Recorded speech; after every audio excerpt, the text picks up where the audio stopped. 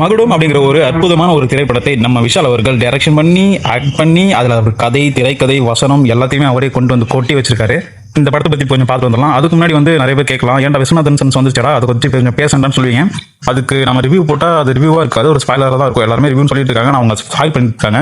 நம்ம வந்து அந்த ரிவ்யூவை வந்து இந்த வீடியோக்கு அடுத்து நம்ம பார்க்கலாம். அது வந்து ரிவ்யூவை பார்க்கணும், ஒரு டிஸ்கஷனாக பார்க்கலாம். நிறைய பேச வேண்டிய விஷயம் நிறைய இருக்குது. அதுக்கு முன்னாடி அதை விட நிறைய பேச வேண்டிய இருக்க படத்தை இந்த படம் வரும், இதை பற்றி கொஞ்சம் பேசி வந்துடலாம். இந்த படம் ரிலீஸ் ஆகிட்டு முதல் நாளில் நான் போயிட்டு ஒன்றும் பார்க்கல. இந்த படத்தை நான் பார்த்ததே வந்து 2 நாள் கழிச்சு தான். அதான் நீ கொஞ்சம் லேட்டாக தான் இந்த படத்துக்கு ரிவ்யூ போடுறேன். இந்த படத்தை ஏன்டா முதல் நாளே பார்க்கலன்னு கேட்காதீங்க. முதல் நாளாக பார்க்காம போனது என்னுடைய நல்ல விஷயமா நான் எடுத்துக்கிறேன். இந்த படத்தோட கதை அப்படின்னு எடுத்துக்கிட்டோம்னா, எந்த கதையை சொல்கிறதுன்னு தெரியல. அதாவது கேஜிஎஃப் படத்தோட கதையை சொல்லவா, இல்லை இவரே ஒரு படம் நடிச்சிருந்தார் இல்லையா, மார்க் ஆண்டனின்ட்டு, அந்த படம் சூப்பராக இருந்துச்சுங்க. அந்த படம் கதையை சொல்லவா, இல்லை சர்தார்னு ஒரு படம் வச்சுங்க, அந்த படத்தை பற்றி பேசவா. அந்த படத்தோட எதுவும் கொஞ்சம் உள்ள இருக்குது. அது மட்டும் இல்லாமல் ரொம்ப மெஜாரிட்டியாக கார்த்தின்னு ஒரு படம் நடிச்சிருந்தாரு, த சுல்தான் அப்படின்ட்டு. அந்த படத்தோட கதையும் இங்கே நிறையா வீசுது, வாசம் வீசுது.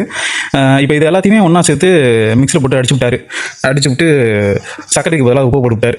அந்த மாதிரி தான் அந்த படம் பார்க்கும்போது இருந்துச்சு. நான் அந்த படம் பார்க்கும்போது கரெக்டாக ஒரு ஃபர்ஸ்ட் ஹாஃப் முடிஞ்சிருச்சுன்னு வச்சுங்களேன். இன்டர்வலில் வந்து எல்லாம் கதை வந்துட்டு ஓட ஆரம்பிச்சிட்டாங்க. இதில் கிளைமேக்ஸ் வரைக்கும் இருந்து பார்த்ததுக்கு எனக்கு என்ன முக்கியமான காரணம்னா, சரி ரிவ்யூவாச்சும் போட்டு போமே, காசு கொடுத்து வந்துட்டோம், உள்ளே ஏசியில் உட்காந்துட்டு போக தான் உட்காந்து. ஏன்னா வெளில செம வெயில்.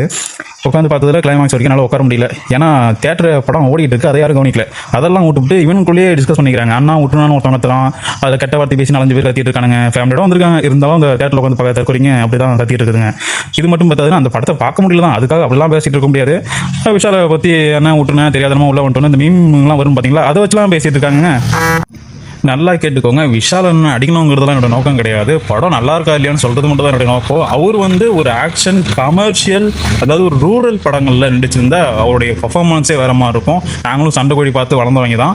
இவர் வந்து ஹீரோ மட்டும் இல்லை, நம்ம எல்லாத்தையும் கையில் எடுத்து வச்சு பண்ணிப்போம் அப்படின்ட்டு எடுத்து பண்ணதா இல்லைன்னு தெரியல, நல்லா இல்லை. அதுலேயும் இந்த ஃப்ளாஷ்பேக் சீனு ஒன்று வச்சாங்க பாருங்க, நான் வந்துட்டாங்க. அந்த அளவுக்கு ஒரு முக்கியமான ஒரு ஃப்ளாஷ்பேக். இது எதுக்குங்க இவர் 3 கட்டப்பெல்லாம் போட்டு வராரு, ஒன்றும் புரியலைங்க. இவருடைய டேலண்ட்லாம் இவருக்கு நிறைய இருக்குதுங்க. அதை கொண்டு போயிட்டு இந்த மாதிரி வேஸ்ட் பண்ணுறது சுத்தமாக நல்லா இல்லைன்னு தான் சொல்லணும். மியூசிக்கை பற்றி பேசுறதுக்கு ஒன்றுமே இல்லைங்க. ஜிவி பிரகாஷ்க்கு தெரிஞ்சுக்கமானு தெரியல. இந்த படம்லாம் எங்கே ஓட போது, நம்ம எதுக்கு இது உசுறு கொடுத்து போயிட்டு நம்ம ஃபோர்லாம் போட்டு மியூசிக் பண்ணிட்டு இருக்கணும் அப்படின்னு சொல்லி விட்டாரான்னு தெரியல. எங்கேயுமே நல்லா இல்லைங்க. ஒரு பாட்டு கூட நல்லா இல்லைங்க. ஒரு பாட்டு நல்லா இருக்கு எல்லாரும் சொல்கிறாங்க, எனக்கு பிடிக்கல. உங்களுக்கு பிடிச்சிருந்தா சொல்லுங்கள், சப்ஸ்கிரைப் பண்ணிக்கோங்க.